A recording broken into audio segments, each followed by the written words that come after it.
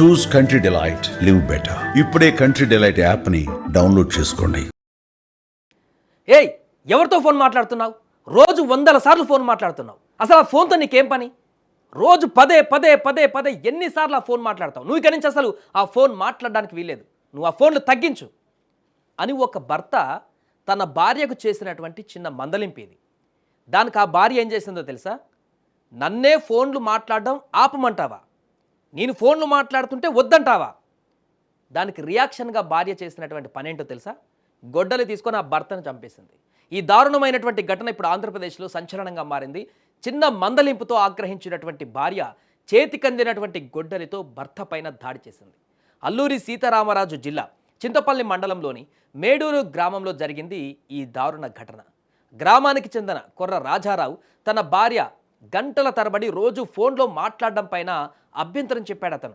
అసలు రోజు ఎవరితో ఫోన్ మాట్లాడుతున్నావు? ఇంతసేపు ఎందుకు మాట్లాడుతున్నావు? అసలు ఆ ఫోన్తో రేడియేషన్ వస్తుంది, రోజు మాట్లాడడం వల్ల ఎందుకు అన్ని గంటల గంటల ఫోన్ మాట్లాడుతున్నావు? అసలు ఆ ఫోన్లు మాట్లాడడం బంద్ చేయి, అసలు నీకు ఫోనే వద్దు, అది మొత్తం తగ్గించు అని చెప్పేసి చిన్న మందలింపు చేశాడు ఆయన. ఫోన్లో మాట్లాడడం తగ్గించాలని ఆ భార్యను చేసినటువంటి ఈ యొక్క మందలింపు, ఈ విషయంలో ఇద్దరి మధ్య తీవ్ర వివాదం నెలకొంది. భార్యాభర్తల మధ్య మాటామాట పెరగడంతో రాజారావు భార్య ఆగ్రహంతో ఊగిపోయింది. ఇంట్లోని గొడ్డలి తీసుకొని రాజారావు పైనే ఏకంగా దాడి చేసింది. తీవ్ర గాయాల పాలైనటువంటి ఆ భర్త రాజారావును చుట్టుపక్కల వారు గమనించి వెంటనే పాపం అతన్ని స్థానిక ఆసుపత్రికి తరలించారు. అక్కడి నుంచి విశాఖపట్నంలోని కేజీహెచ్కు కూడా తరలించారు. కానీ ఫలితం లేకుండా పోయింది. తీవ్ర గాయాల పాలైనటువంటి అతను గొడ్డలతో వేటు కాబట్టి బలంగా తలకు తగలడంతో, మిగతా బాడీ మీద కూడా తగలడంతో ఆయన చికిత్స పొందుతూ రాజారావు మరణించారు. ఇక ఈ ఘటనపైన కేసు నమోదు చేసుకున్నటువంటి పోలీసులు రాజారావు భార్యను ఇప్పుడు అదుపులోకి తీసుకొని విచారిస్తున్నారు. అయితే ఈ ఊహించని పరిణామంతో ఆ చుట్టుపక్కల ఉన్నటువంటి వారందరూ కూడా ఒక్కసారిగా షాక్కు గురయ్యారు. ఫోన్ మాట్లాడవద్దని చెప్పేసి భర్త మందలిస్తే ఇంత దారుణానికి ఒక భార్య తెగబడుతుందా? ఇదేం భార్య అనేటువంటి ఆశ్చర్యాన్ని వ్యక్తం చేస్తున్నారు. అవసరమైతే గొడవ పెట్టుకుంటారో, లేకుంటే అక్కడి నుంచి వెళ్ళిపోతారు. చాలా సంఘటనలో భర్త భార్య పైన దాడి చేసినటువంటి ఘటనలు మనం చూస్తుంటాం. ఇలాంటి విషయాలలో ఫోన్లు మాట్లాడొద్దనో, లేకుంటే ఇతరత్ర చిన్న చిన్న ఇష్యూస్ వలనో భర్త ఆవేశానికి లోనై భార్య పైన దాడి చేసేటువంటి ఘటనలు మనం చూస్తుంటాం. కానీ రోజులు మారిపోయాయి. భార్యలే భర్తల పైన అటాక్ చేసే రోజులు వచ్చేసాయి. చాలా ఘటనలు ఈ మధ్యకాలంలో చూసాం. ఇప్పుడు మరొక ఘటన చోటు చేసుకుంది.